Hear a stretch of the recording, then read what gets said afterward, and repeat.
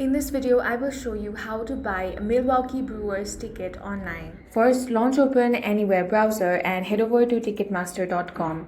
Now make sure to log into your account.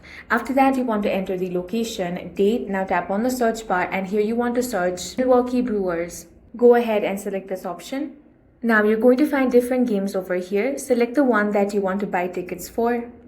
Here you want to select the number of tickets that you want to purchase. Now use the interactive match to find your preferred seating section. You can also use the available filters to sort ticket price.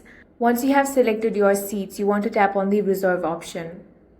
Then review your order carefully. After that, you need to enter your payment details. Then complete the checkout process. After the purchase is confirmed, your ticket will be available in your Ticketmaster account and can also be accessed through the Ticketmaster app if that is supported for the event. That's all for this video. If you found it useful, make sure to hit the like button and subscribe for more videos like this.